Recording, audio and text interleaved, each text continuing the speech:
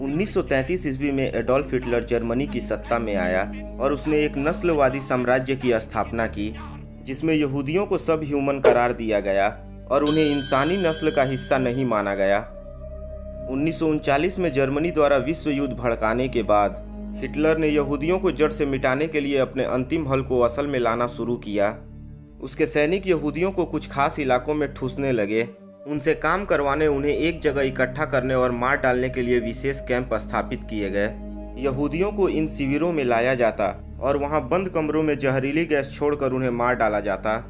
जिन्हें काम करने के काबिल नहीं समझा जाता उन्हें मौत के घाट उतार दिया जाता, जबकि बाकी बचे यहूदियों में से ज़्यादातर भूख और गरीबी से दम तोड़ देते। युद्ध के बाद सामने आए दस्तावेजों से पता चलता है कि हिटलर का मकसद दुनिया के एक एक यहूदी को खत्म कर देना था। युद्ध के 6 साल के दौरान नाजियों ने तकरीबन 60 लाख यहूदियों की हत्या कर दी, जिनमें 15 लाख बच्चे थे। यहूदियों को जड़ से मिटाने के अपने मकसद को हिटलर ने इतने प्रभावी ढंग से अंजाम दिया कि दुनिया की 1/3 यहूदी आबादी खत्म हो गई। इसके तहत एक समुदाय के लोग जहां भी मिले वे मारे जाने लगे, सिर्फ इसलिए कि वे यहूदी पैदा हुए थे। इन कारणों के चलते ही इसे नाम दिया गया होलोकॉस्ट। नाजियों ने यहूदियों की हत्या क्यों की? इस सवाल के कई जवाब पेश किए जाते रहे हैं, धार्मिक, ऐतिहासिक, दार्शनिक, मनोवैज्ञानिक और मार्क्सवादी, लेकिन कोई भी एक जवाब कभी संतोषजनक नहीं हो सकता। ऐतिहासिक जवाब कुछ इस तरह है। 1930 के दशक में जर्मन जनसंख्या के एक बड़े हिस्से ने एक ऐसे समाज में रहने की रजामंदी जताई जो नफरत और हिंसा पर आधारित थी।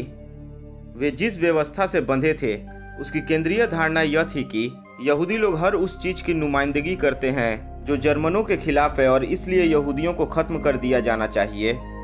यह धारणा दुनिया को देखने के एक नस्ली नजरिए से भी जुड़ी थी, जो जर्मनों को मास्टर रेस का हिस्सा मानती थी और यहूदियों को विनाशकारी भौतिक गुणों वाले एंटी रेस का।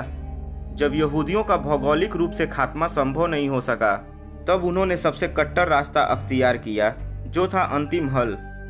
क्या होलोकॉस्ट अपनी तरह की एकमात्र घटना है? इतिहास में इस तरह की और भी घटनाएं मिलती हैं, लेकिन होलोकॉस्ट की कुछ बातें उसे विलक्षण बनाती हैं।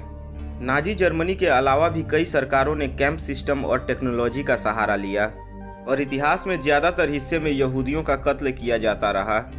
लेकिन 2 मुख्य वजहों से होलोकॉस्ट को सबसे अलग कहा जा सकता है। एक, दूसरे समूहों के प्रति अपनी नीतियों से अलग नाजियों ने हर यहूदी को मारने का बीड़ा उठाया। इसके लिए उन्होंने उम्र, लिंग, आस्था या काम की परवाह नहीं की। उन्होंने इस मकसद को अंजाम देने के लिए खास तौर पर एक आधुनिक नौकरशाही का इस्तेमाल किया। 2, नाजी नेतृत्व का कहना था कि दुनिया से यहूदियों को मिटाना जर्मन लोगों और पूरी इंसानियत के लिए फायदेमंद होगा, हालांकि असल में यहूदियों की ओर से उन्हें कोई खतरा नहीं था। इसी से जुड़ी एन फ्रैंक की कहानी है। एन फ्रैंक का जन्म 12 जून 1929 को जर्मनी के फ्रैंकफर्ट में हुआ था। साल 1933 में जब नाजी सत्ता में आए, 4 साल की उम्र में उसे सपरिवार जर्मनी छोड़ने पर मजबूर होना पड़ा। वे लोग नीदरलैंड पहुंचे, लेकिन 1940 में वहां नाजियों का कब्जा शुरू होने के साथ ही वे वहां फंस गए। वहां भी जब यहूदी लोगों पर अत्याचार बढ़ने लगा, तब जुलाई 1942 में इस परिवार ने एन के पिता के दफ्तर की इमारत में स्थित गुप्त कमरों में शरण ली और वहीं रहने लगा। करीब 2 साल बाद उनके साथ विश्वासघात हुआ और वे गिरफ्तार कर लिए गए। अन्य यहूदियों की तरह उन्हें भी यातना शिविरों में भेज दिया गया। गिरफ्तारी के 7 महीने बाद एन की टाइफाइड की वजह से मौत हो गई। 1 हफ्ते पहले ही एन की बहन ने दम तोड़ा था। परिवार में अब सिर्फ एन के पिता ही जीवित बचे थे, जो युद्ध खत्म होने के बाद एम्स्टर्डम लौटे। उन्हें वहां एन की एक डायरी सुरक्षित मिल गई, जिसे उसने छुप छुप कर बिताई गई जिंदगी के दौरान लिखा था। काफी प्रयासों के बाद पिता ने यह डायरी 1947 में प्रकाशित करवाई। इस डायरी का डच में अनुवाद हुआ और 1952 में इसे the diary of a young girl के नाम से अंग्रेजी में प्रकाशित की गई। यह डायरी एन को उसके 13वें जन्मदिन पर मिली थी। इसमें उसने 12 जून 1942 से 1 अगस्त 1944 के बीच का अपने जीवन का घटनाक्रम बयां किया था। इस डायरी का कम से कम 67 भाषाओं में अनुवाद हुआ और यह दुनिया में सबसे ज़्यादा पढ़ी जाने वाली किताब बन गई। एन फ्रैंक को उनकी लेखनी की गुणवत्ता और होलोकॉस्ट की सबसे मशहूर और चर्चित पीड़ितों में से एक के रूप में जाना जाता है। वो उन 10 लाख यहूदी बच्चों में से थी जिन्हें होलोकॉस्ट में अपने बचपन, परिवार और जिंदगी से हाथ धोना पड़ा।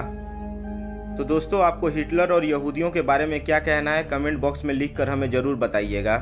और अगर आप इस चैनल पर नए हैं तो चैनल को सब्सक्राइब करके बगल वाले बेल आइकन को ज़रूर दबा दें, ताकि आने वाली वीडियो का नोटिफिकेशन आपको सबसे पहले मिल सके।